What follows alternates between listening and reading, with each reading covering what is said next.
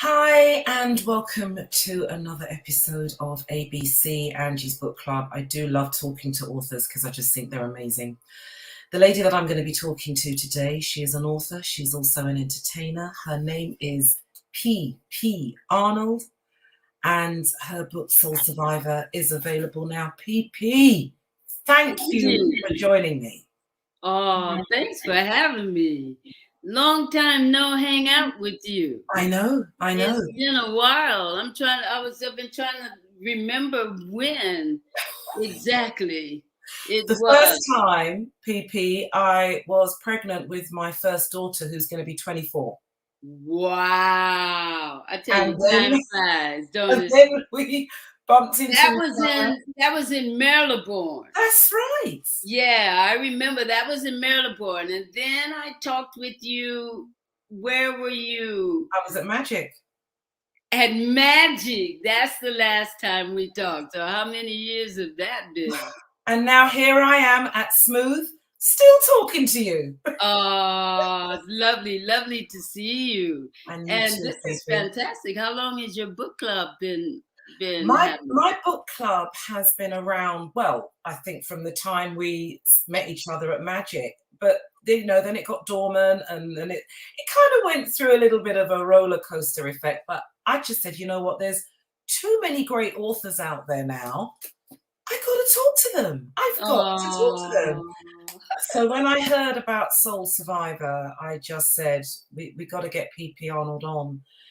You see, for me, this book is, it's about you surviving the soul music industry, but it's also about your personal soul surviving quite a lot of trauma. And it's the way that you're so open about a lot of the things that you've been through. So let's try and solidify this if we can in 20 minutes. I don't know how we're going to do this.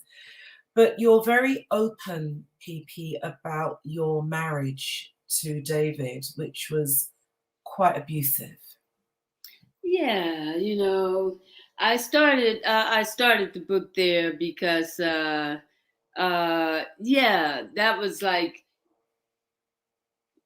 was the beginning of my life as a young woman. Yeah. I was in this abusive teen marriage. I got pregnant when I was 15. Young, yeah. And my father made me get married, and it was a tough time, and so I wanted to, the book itself my story starts with a prayer. Can we talk about this prayer? Yeah, my story talks about this prayer because I grew up in the church singing gospel music, and when I got pregnant back then in 1960, when was it? 62. My son. It was early. Today, yeah. It's his birthday. I said to him, "It's my birthday too," because you don't remember the day. I remember it. But so. The prayer was, I was in this marriage, in this working 2 jobs, 2 kids. And Sunday was my day to prepare for the week, all the washing and the ironing and the cooking and everything.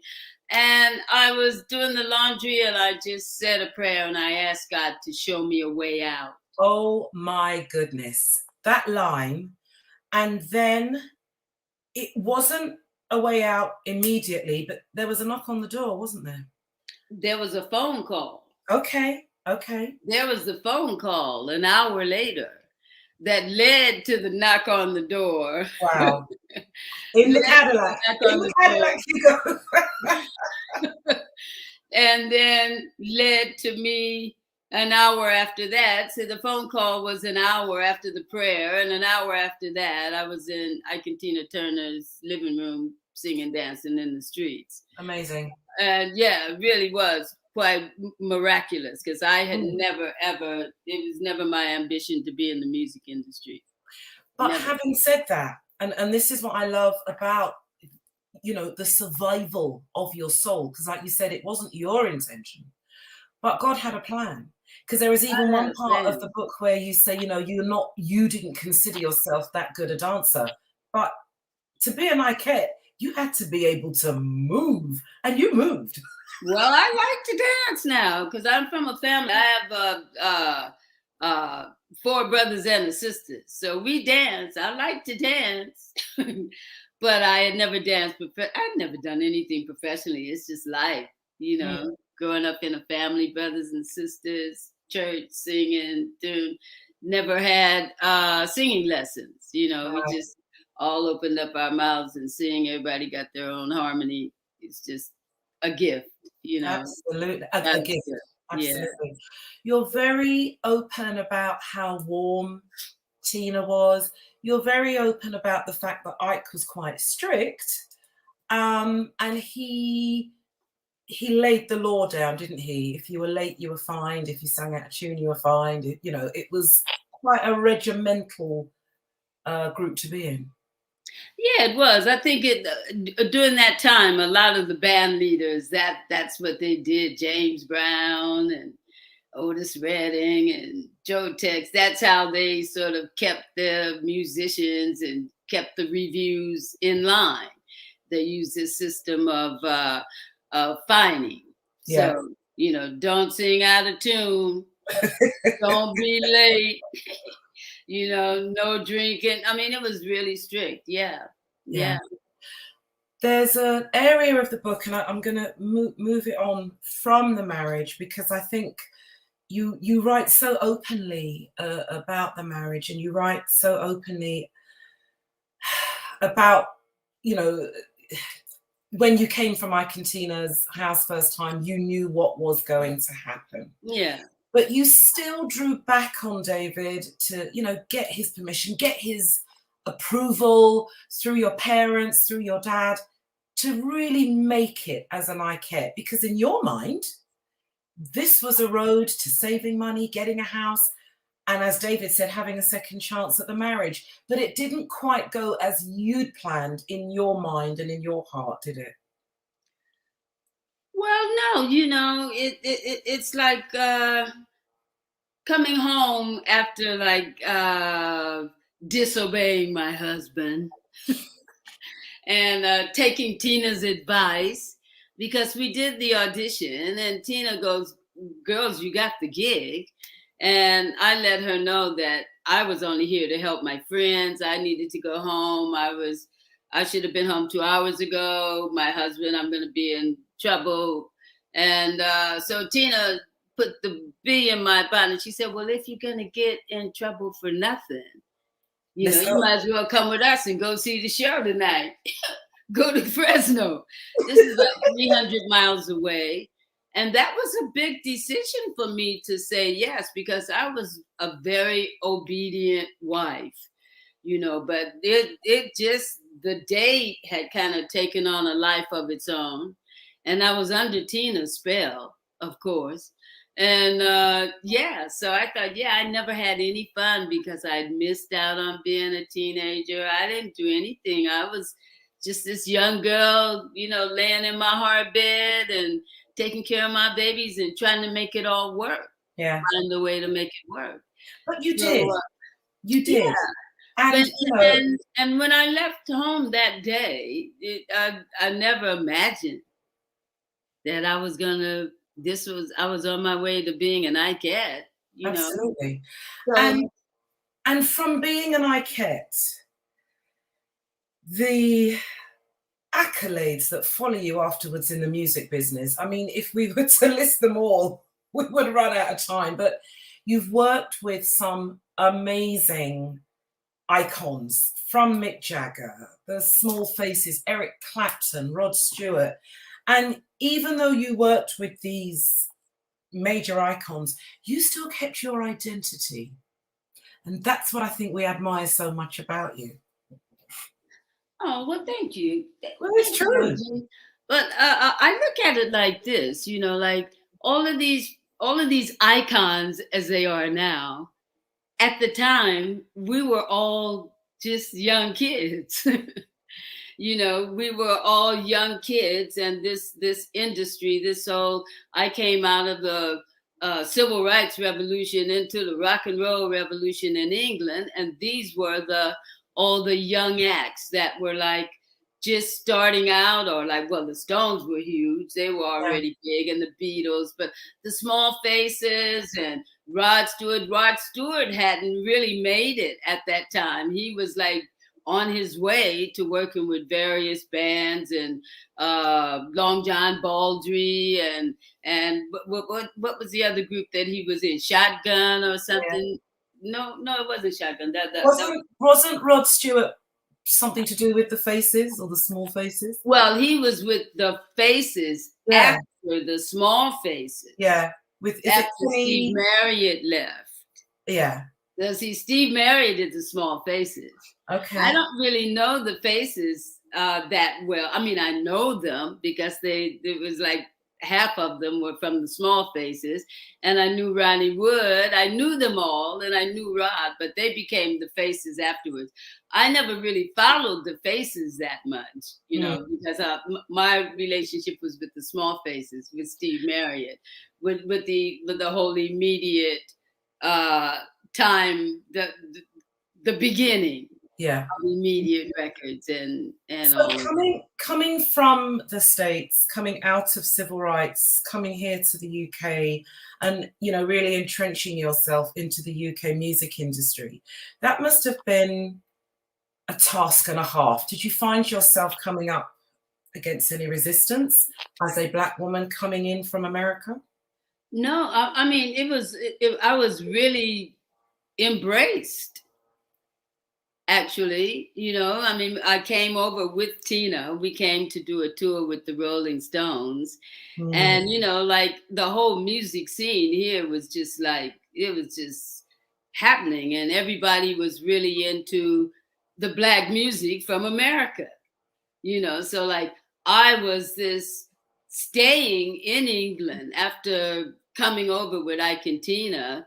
I was like, everybody just embraced me. I was like the authentic thing that was actually here in London now. And with Immediate Records, this great independent record label with the Small Faces, it was just the timing. It's just destiny, the time that I came through. And so, yeah, I didn't really deal with the racism at that point.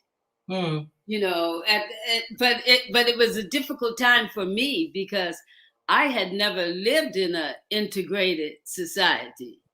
I came from segregated America, so like it was like, so it was all new for me, a Black woman in a white world, and then I was hanging out with Mick Jagger, like that, sort of like that was all taboo. I just came here.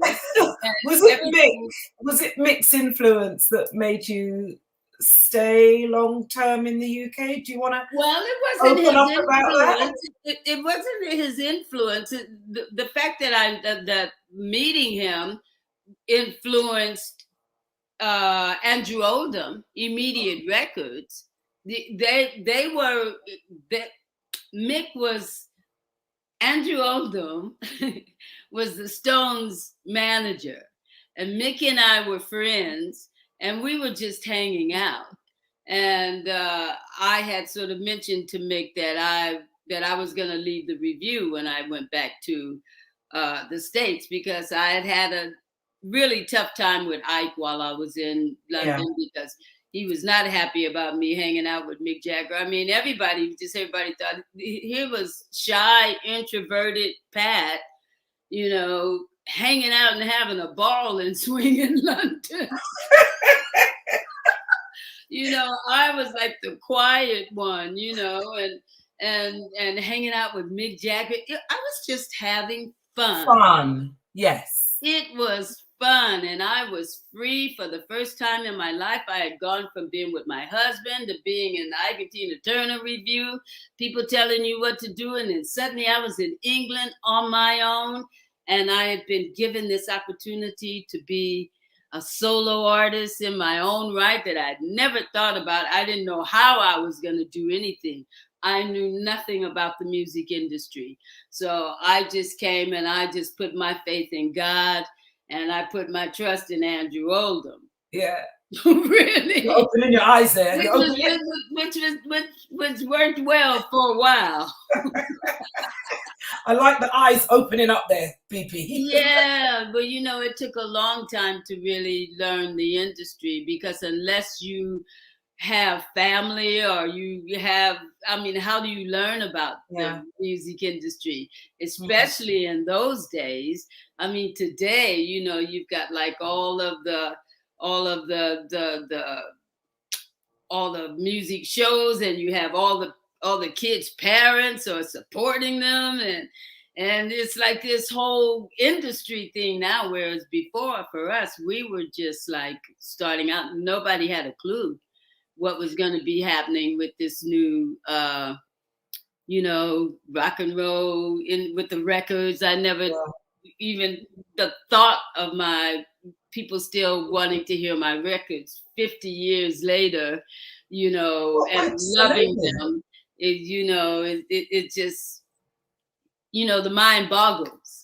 So let's talk about The First Cut is the Deepest. I can remember as a little girl listening to Rod Stewart play that. My parents had your one. It was, no, that's PP's tune. And so, you know, you worked for a while, like you say, with Rod. What made him record that? Because I kind of saw it as a tribute, a friendship to you. Well, it would have been nice if that was the case. But actually, Rod and I, we never really, the only time that we worked together was we hung out for a while, you know, but and we were recording as a duet. Rod got a deal with Immediate, and Mick thought it would be a good idea to produce Rod and I as a Otis Redding, Carla Thomas like duet thing. So we did the tune "Come Home, Baby." Okay. That was never released.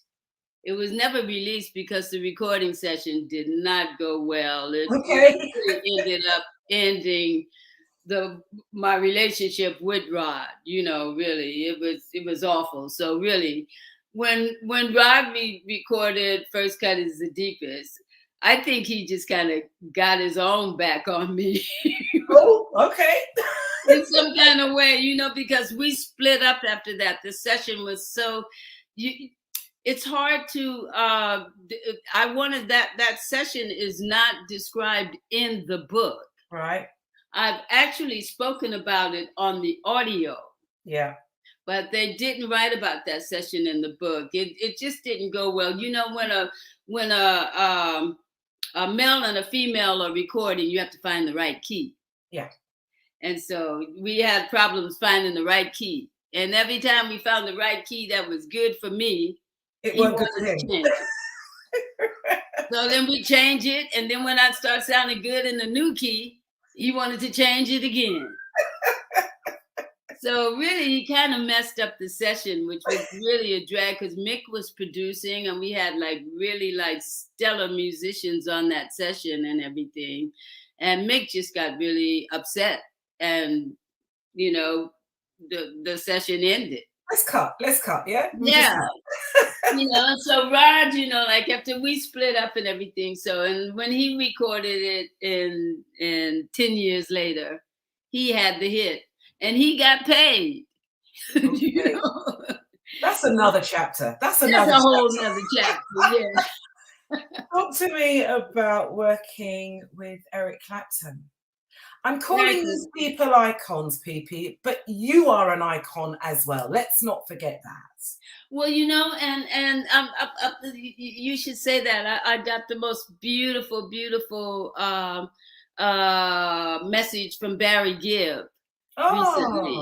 And, you know, and because Barry, you know, I sent the book and everything, and he just like wrote back this beautiful, and he was just like, I was humbled really because he spoke of me as an equal collaborator.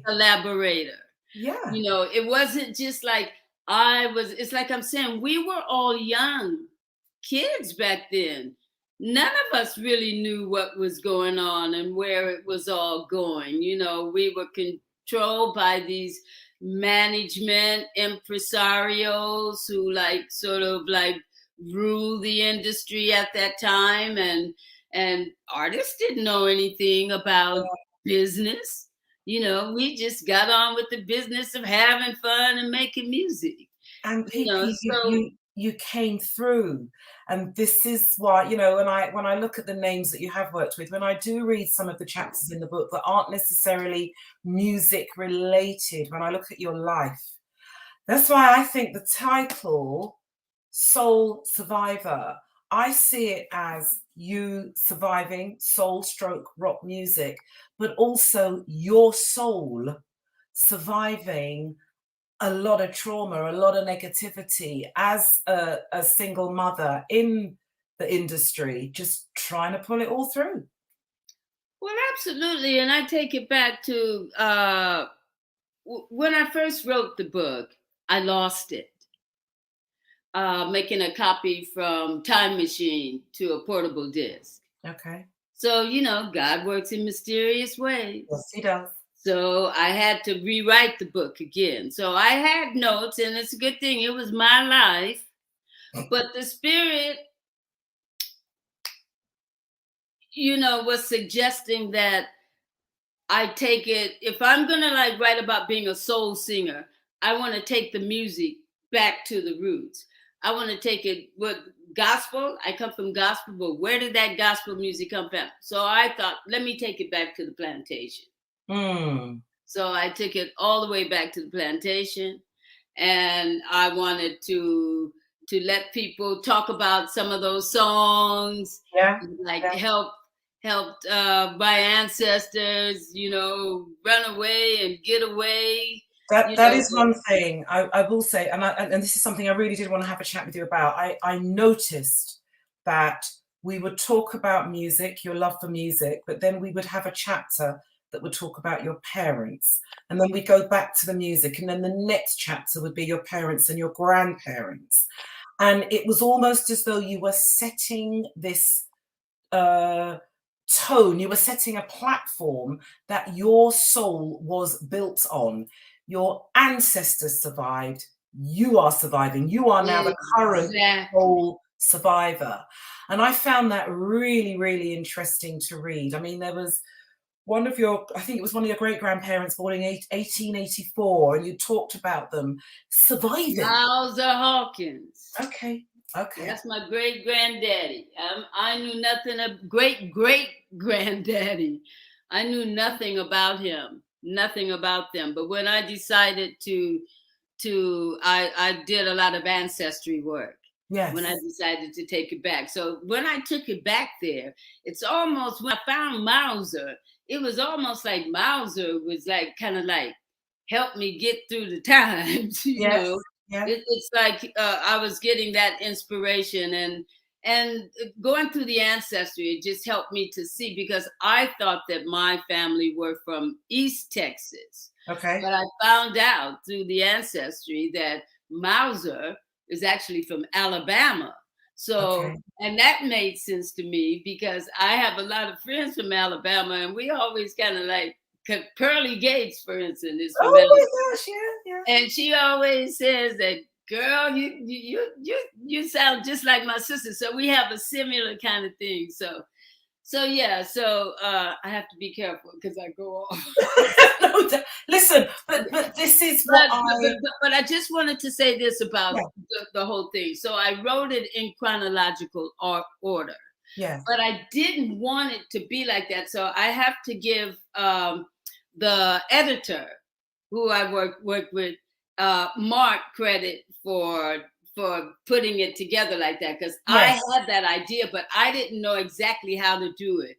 But Mark Sinker, the editor, he just like really just put it together. There is a beautiful part that I love. We wanted to start with the music because we felt that like people know me from the music. Right. And so we wanted to keep that attention, how I got into the music industry, where I come from, my roots, my family roots. And so we kept doing that. You know, the music, back to the roots. But that's what I love. My father's side. And then Back on your to the mother's side, music. that's My what I love. mother's side. So we have 1965 LA becoming an Ikette. Yeah. The next chapter, 1870, Ross County, Texas, the Benjamins and the Grays. That's and right. I felt, I at first I thought, whoa, this is, I'm confused. But this is where I felt the building block of your soul. That's right. Really came through in the book. So we see how you were built by survivors and you yourself as a survivor. And that's what I really loved about it. So I would thank just you, say, Angie. oh, you you got are it. welcome. You got it in a nutshell. That's it. That's what I wanted to put across. And so even though we do have the icons of the music industry, of which you are one. So we've got the Tinas and we've got the Erics and we've got the Rod Stewarts and, you know, and we've got the Mick Jaggers. But you talk about your soul surviving, having come back from a number of great previous soul survivors. That's correct. That's correct. PP, your music has also been used in theatre, Starlight Express, is it Once on This Island? So even though we talk about 1965 becoming an Ikette, you're still current. Well, and this book only goes up to 1984. Okay. You know, so this book, I'm sitting backstage, getting ready to go on stage on roller skates. Yeah. With Starlight Express after surviving those lost years of the 70s and losing my daughter and just completely being, you know, I just thought everybody had forgotten about me. Do you want to touch on your daughter? Do you want to touch on it? Well, yeah, you know, Debbie is a part of me. I mean, her spirit is still strong and strong inspiration for me and my family daily. Yeah, we miss her, but she's alive. But does her spirit keep you going? I think her spirit definitely keeps me going. Sometimes I think, how the hell am I still going at 75, Debbie? So Debbie still got to be, you know, yeah, she's definitely. Is there a second book in you? Because I know it's interesting because this is the autobiography by you. This is the first that we've had it from PP Arnold. Is there a second book in you?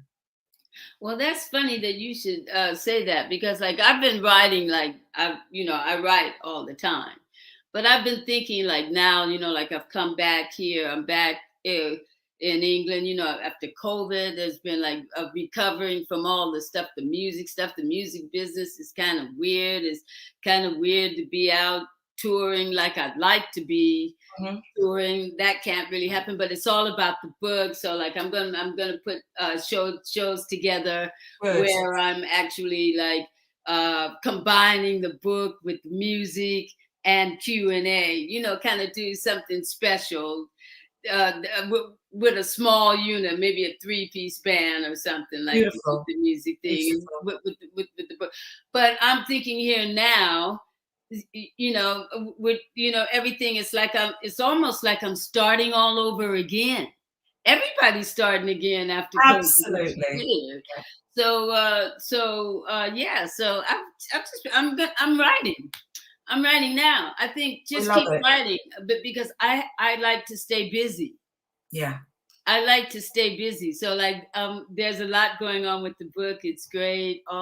It's just been received so warmly by you, all of the press and all of the journalists and everybody, you know, I'm humbled really to and I'm sure PP, there are many more stories from the first cut, from Angel of the Morning, so much touring and so much collaborations with so many artists. I would like to say thank you so much for your time, and let's not leave it so long next time, yeah?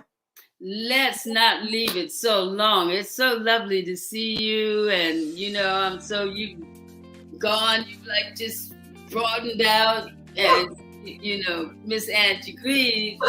You're going to talk to Angie. I go like, yes, please. PP Arnold, soul survivor. It's about her surviving the soul music industry, but it's also about what her soul was built on and the generations of survivors. PP, thank you so much. Thank you, Angie. Thank you. See you soon.